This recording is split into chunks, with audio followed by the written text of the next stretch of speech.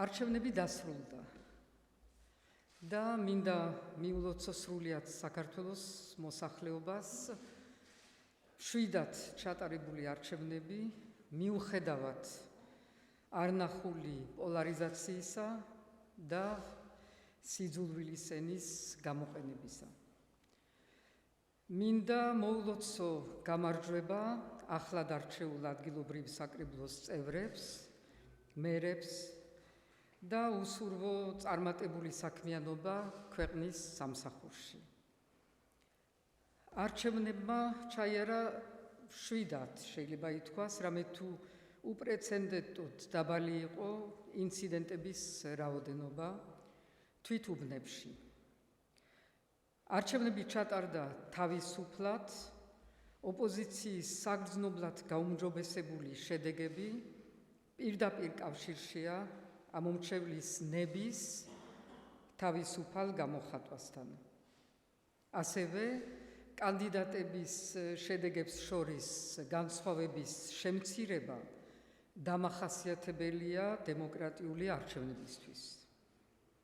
ნიშანდობლივია, რომ CSKM-ს მიერ საარჩევნო პროცესის ადმინისტრირება შეფასდა როგორც პროფესიონალიზმის მაღალი დონე. არჩევნები დასრულდა, თუმცა რეალურად გამარჯვებულად თავი არავინ უნდა ჩათვალოს.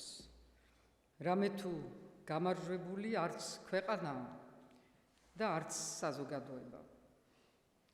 ქვეყანას სჭირდება დაწყნარება და სტაბილურობა, რათა დაუბრუნდეს განვითარების გზას. საზოგადოებას კი მშვიდობა პოლიტიკური დაპირისპირებიდან საქმეზე გადასვლა. ერთის მხრივ კონცენტრირება იმ მთავარ საკითხებზე, რომლის დაძლევაც მარტო არც ერთ ძალას შეუძლია და მეორეს მხრივ დესტაბილიზაციის მცდელობების დასრულება, რამე თუ დესტაბილიზაცია მხოლოდ გარე ძალებს თუ უწყობს ხელს. დღეს ყველას აქვს ერთი კითხვა: რა იქნება ახლა? როგორ და რა ფორმით უნდა დასრულდეს პოლარიზაცია, რაც არ მიიღწევა არც ქუჩით, არც დესტაბილიზაციით, არც გაუთავებელი არჩევნების მოთხოვნით, არც ხელახლა მანდატების დატოვებით თუ ბოიკოტით, არც თვითდაჯერებით, არც სიძულვილით, არც მტრის და მოღალატის ხატის შექმნით, არც გამარჯვებულის არაღიარებით, არც დამარცხებულის დამცირებით. რა უნდა გავაკეთოთ? როგორ მივიდეთ შედეგამდე, როგორ გამოვიდეთ ამ ჯადოსნური წრიდან? რეალურად ჩატარებული არჩევნები ამის საშუალებას გვაძლევს. გვაძლევს საშუალებას, რომ დავიწყოთ ქვედა საფეხურიდან, სადაც უფრო ადვილია ისეთ ყოფით საკითხებზე თანამშრომლობის დაწყება, რომლებიც მოქალაქეების ადგილობრივი პრობლემების გადაჭრას ისახავს მიზნად. ეს არის და უნდა ყოფილიყო ადგილობრივი არჩევნების აზრი და მიზანი. ნიშნულოვანია მედია, რომელსაც აკისრია დიდი პასუხისგებლობა, რადგან მას შეუძლია ითამაშოს უმნიშვნელოვანესი როლი საზოგადოების დამშვიდებაში და პოლარიზაციის შემცირებაში. თქვენი იმედი მაქვს. მაგრამ მთავარი გაერთიანების თუ არა დაწყნარების მაინც ფაქტორი შეიძლება იყოს გარკვეული მიზნების გახორციელებაზე მუშაობა, რომლების მიმართაც ვართ საქმით თუ სიტყვით გაერთიანებული. ასეთი ერთი და პირველი საკითხია პანდემია. ჩვენ მომსწრენი ვართ უპრეცედენტო მასშტაბის ტრაგედიის ჩვენი ქვეყნისთვის, რომელიც ისედაც დემოგრაფიულ კრიზისს განიცდის. დღევანდელ კატასტროფულ მდგომარეობაზე ყველანი ვართ პასუხისმგებელი. სახელმწიფო პასუხისგებლობით აღჭურვილი პირები, მეც მათ შორის, რომლებსაც უფრო აქტიური კამპანიის ჩატარება გვევალება ვაქცინაციის პოპულარიზაციისთვის და მეტი გამბედაობა. პასუხისგებლობა ასევე ეკუთვნის პარტიებს, რომლებიც დემონსტრაციებს მართავენ რეგულაციების მიუხედავად და სიფრთხილის მიუხედავად. პასუხისგებლობა დიდია საპატრიარქოსი, რომელიც მაინც თავს იკავებს კურთხევის მიცემისგან, რაც საშუალებას უტოვებს ცალკეულ სასულიერო პირებს, რომ იქადაგონ ანტივაქსერული პროპაგანდა. პასუხისგებლობა არის სამედიცინო სფეროს ზოგიერთი წარმომადგენლის, რომლის შეხედულებები საერთო საქმეს სწავლებს.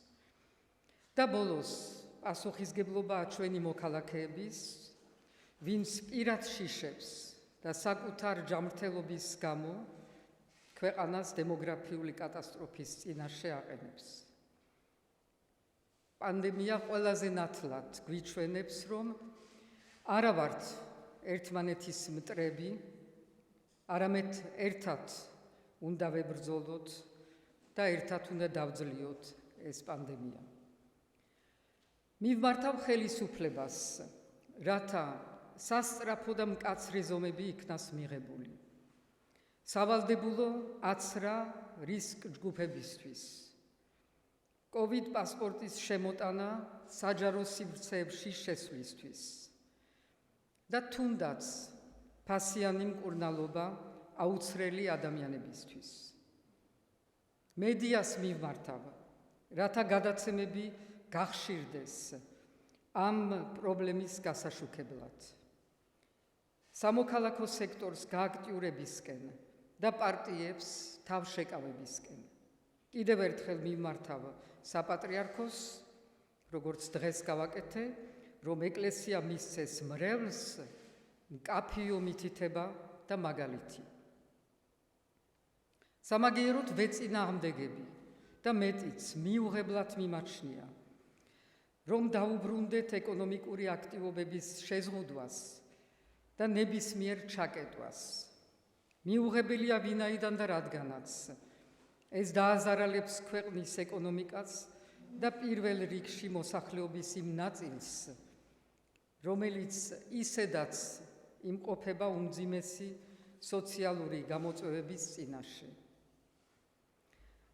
მართალია, საარჩევნო კამპანია ისე ჩატარდა, რომ ერთმანეთის სიძულვილმა და ლანძღვამ ბევრად გადააჭარბა რეალური პრობლემების განხილვას.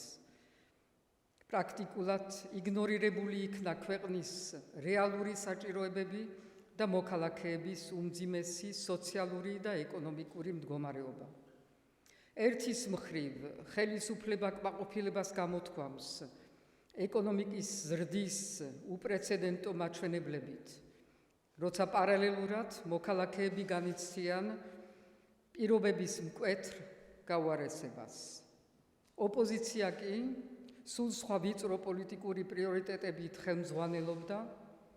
ფაქტია, რომ არც ადგილობრივი თვითმმართველობის განვითარება, არც ეკონომიკური კრიზისის დაძლევა არ გახდა პარტიების დღის წესრიგის მნიშვნელოვანი საკითხი. პოლარიზაციის დაძლევა შესაძლებელი იქნება მხოლოდ თუ ქვეყანა, პარტიები, ოპოზიცია თუ უმრავლესობა დააბრუნდება რეალური პრობლემების და რეალურ გამოწვევების გადაწყვეტაში. მიმაჩნია, რომ სწორედ ეს ორი მიმართულება, ჯანმრთელობის კატასტროფის თავიდან აცილება, სოციალური და ეკონომიკური გამოწვევების დაძლევა და მესამე უმნიშვნელოვანესი ევროპული ინტეგრაციის ქმედითი გზა, რომელიც ჩვენთვის უალტერნატივოა, იმდენად უალტერნატივო, რომ არ შეიძლება რომელიმე პარტიული ინტერესი ამას წინ უსწრებდეს.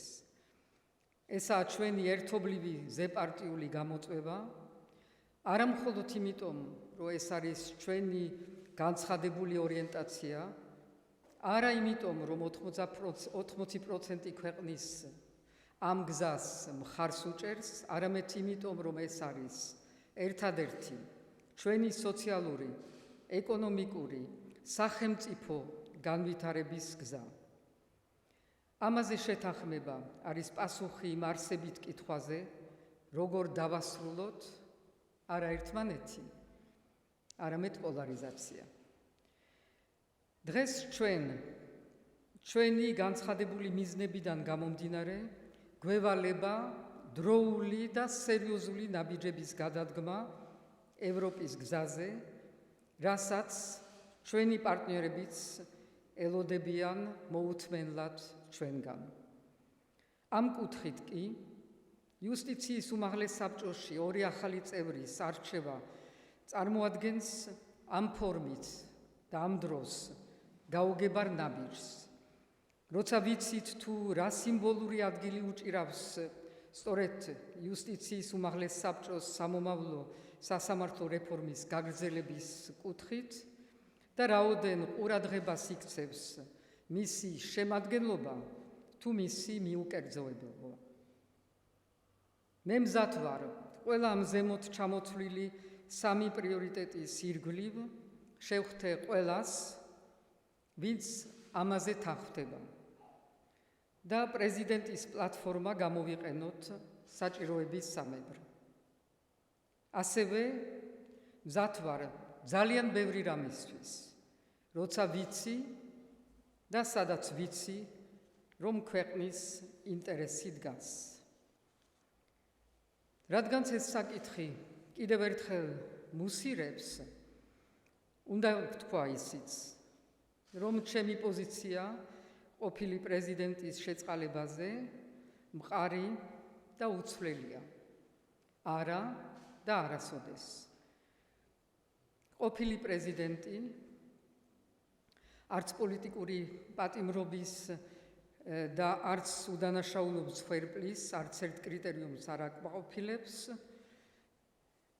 ის არის ნებაყოფლობით და არალეგალური გზით ქვეყანაში შემოღწეული მსჯავრებული, რომლის შემოსვლა მიზნად ისახავდა დესტაბილიზაციას.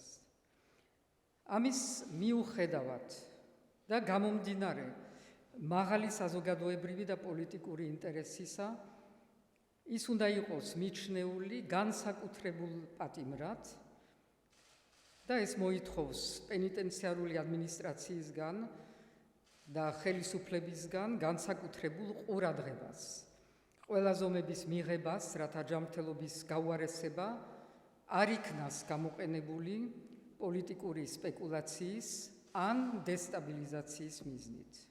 ეს საჭიროებს მაქსიმალურ გამჭვირვალეობას და დროულ რეაგირებას ნებისმიერი დამძიმების ნიშნებისთანავე.